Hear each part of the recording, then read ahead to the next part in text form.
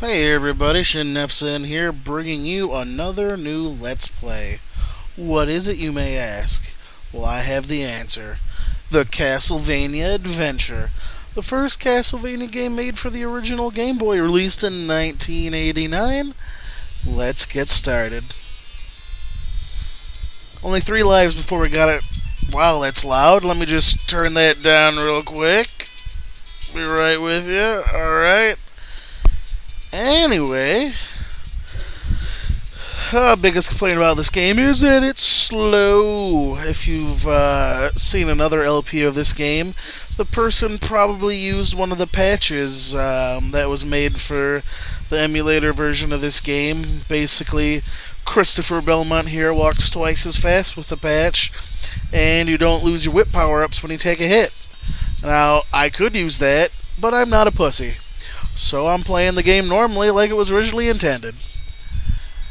Alright, so like I was saying, this is Castlevania Adventure. A lot of differences between this game and regular Castlevania titles. In this game there are no sub-weapons. Not until the second Castlevania for Game Boy. So hearts in this game actually restore your life, believe it or not. That was a gold cross. It gives us limited invincibility, so it fills the roles of the gold urns in the first Castlevania for Nintendo. These birds, oh seriously. Anyway, when you get hit, you get your power-ups downgraded 1 level.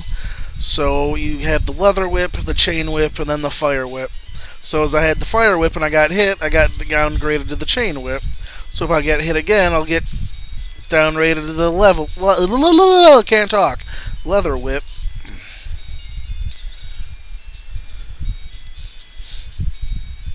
Yeah, I haven't played this game really in about a year, so I haven't done any practice runs, so this should be entertaining for all of us.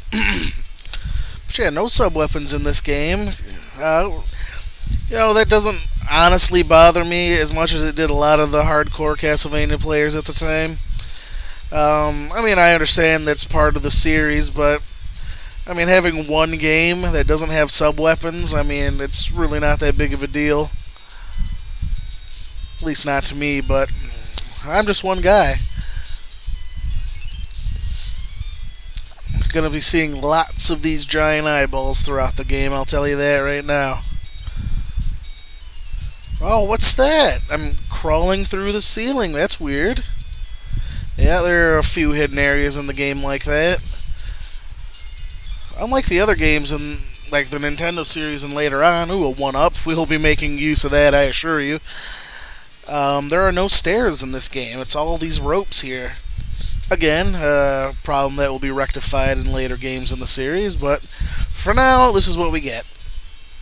Now, these coins are money, which are just points. We get an extra life at 10,000 points, and then every 20,000 points after that.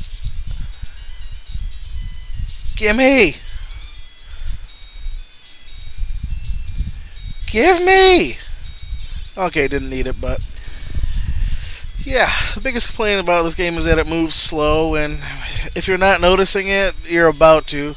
Because, this game's got some tough platforming in it already, and it's made even more difficult by the sheer slowness of Christopher's movements. And we're going to get a good demonstration of that coming up in just a second. I guess I should probably mention, who this guy is. This is the main character here is Christopher Belmont. This game takes place 100 years before the original Castlevania, so this is Simon's ancestor. Couple years. God, can't talk tonight. It is 4:30 in the morning. I'm sorry.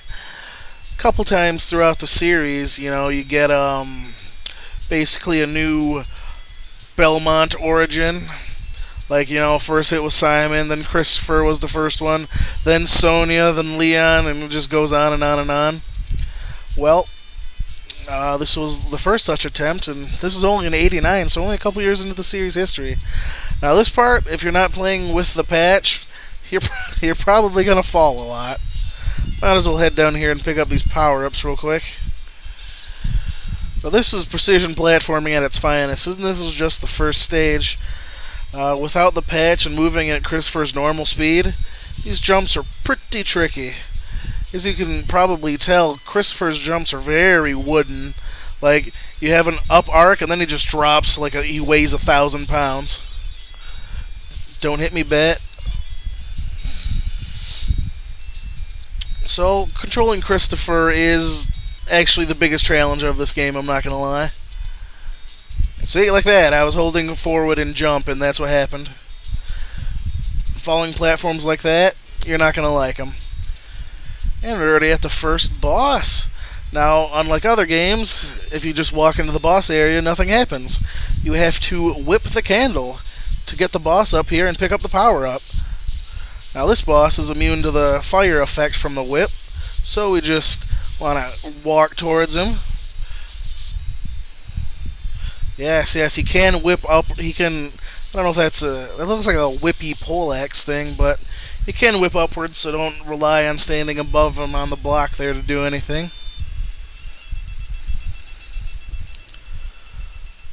That's the end of the first stage. There's only 4 stages in this game, so it is really short, but I do enjoy it quite a bit. I mean, otherwise I wouldn't be LPing it, right? And level 2 already. Only 4 stages. I'm gonna probably do 1 stage per video just to keep things interesting. So that'll do it for this one. Just for the record, I hate this stage, so this one I probably will practice before I actually record, because this boss, the boss at the end of the stage, I absolutely despise. My least favorite part of the game. So, I will see you next time in part 2 when we tackle on the stage from hell here. And, well, I'll see you then. Have a good day, everyone. Thanks for watching, and I'll see you later.